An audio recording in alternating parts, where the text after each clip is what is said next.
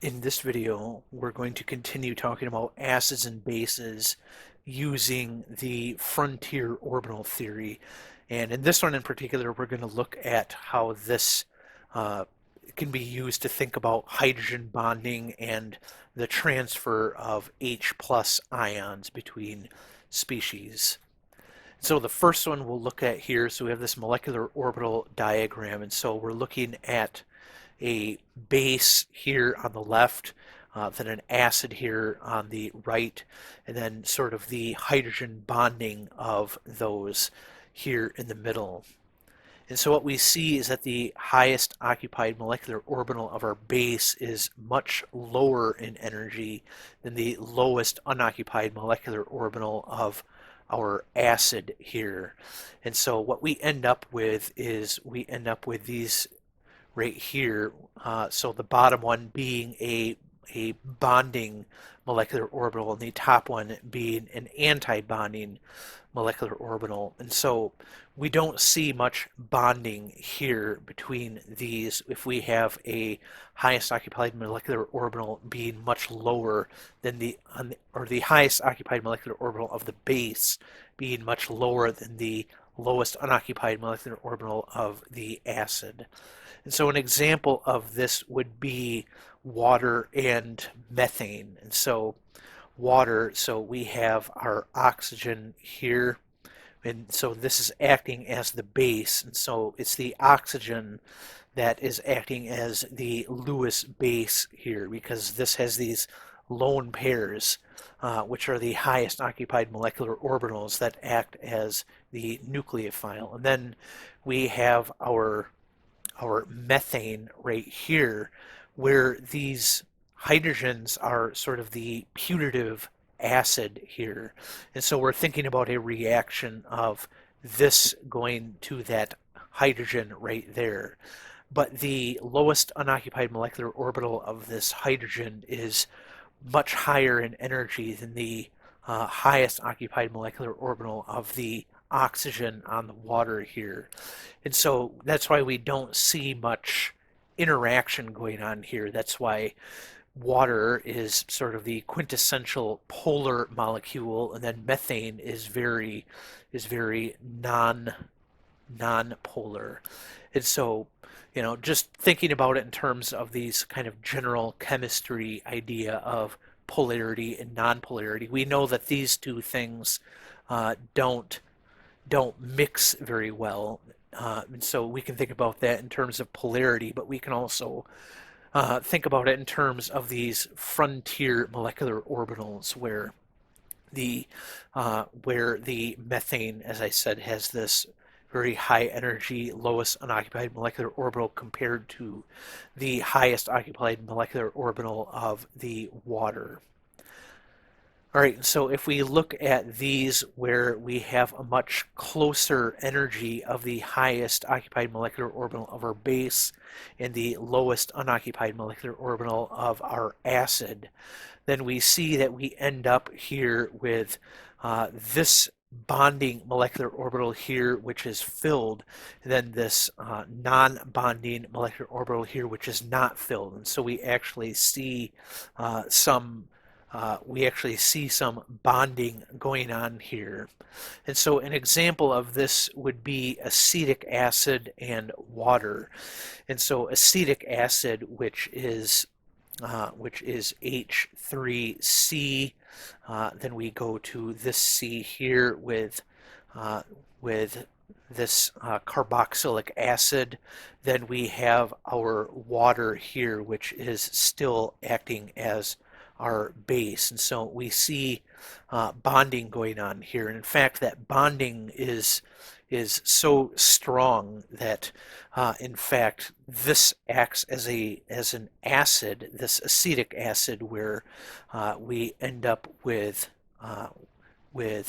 H3C going to the C, and then this where now we have this going to the H, which is now bound to the H2O here, and so we end up with a plus charge on there. And so this is sort of in this equilibrium here where this hydrogen is kind of being passed between the two, where you could almost say that there's kind of a partial bond between the acetate and the water with that hydrogen there. And so that is hydrogen bonding going on there. And so then we move over here where we actually see, so we have our base and our acid here, then the protonated base and the deprotonated acid, where an example of this would be H2O and HCl. And so what we find is that there is a net reduction in energy as we go from the acid and base to the deprotonated acid and the protonated base. And same when we go from the sort of mix of the two that we saw over here with the water and the weak acid, the weak acetic acid. So there is a net reduction going between that and the deprotonated acid and protonated base here. And so that's why we see the sort of quintessential strong acid here being the HCl. So we have our H going to our oxygen here, then we have H going to Cl here, where this is going to sort of take that hydrogen, and so we end up with this right here, our hydronium ion and our Cl minus right there. And so this has to do with the fact that that going from this base to the protonated base causes this larger drop in energy right here than what we see in the increase in energy going from the HA to the A minus, which is what we see right here. And so when we sort of add those together, sort of the drop in energy here in red plus the gain in energy of the acid being deprotonated here in blue, we end up with this, what I have here in purple, which is sort of that energy difference between the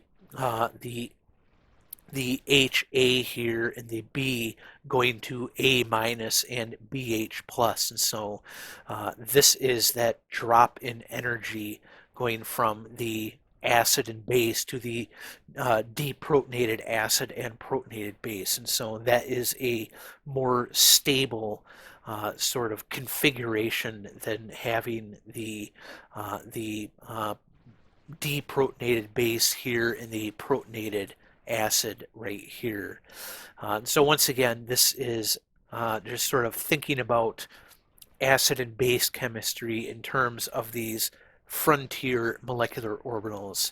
And this coincides very well with what we would just sort of guess from just sort of simple electrostatics, where we have right here we have the acetic acid, which is stabilized by a resonance structure on this one, where the negative charge is sort of distributed over this. And so if we see that stabilizes it a little bit, and so we see that the hydrogen to the this oxygen bond right here would be losing that hydrogen would be something that could happen. And so we see that we have this sort of bonding going on with the hydrogen and the water right there. And so we can also think about it here where this chloride is fairly stable because it's very far to the right side of the periodic table, so it has a lot of that positive charge from the nucleus, able to stabilize the negative charge around it. And so, like I said, this frontier molecular orbital thing is just sort of another way of thinking about acid and base chemistry.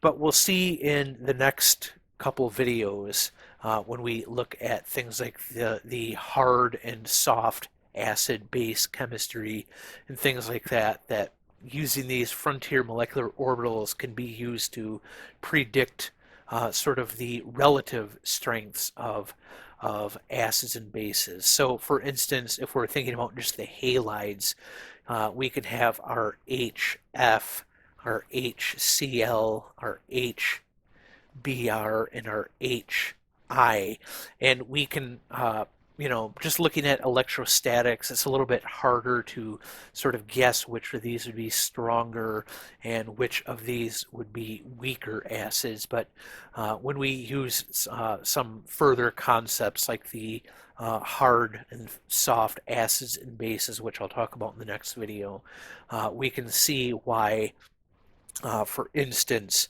the HI is a very strong acid, and the HF, although still strong, is less strong than the HI, and why strength increases as we go down this. But anyway, I don't want to get too ahead of ourselves here. I'll talk about that in detail in the next video. But I hope you found this one helpful, and I will see you in the next one.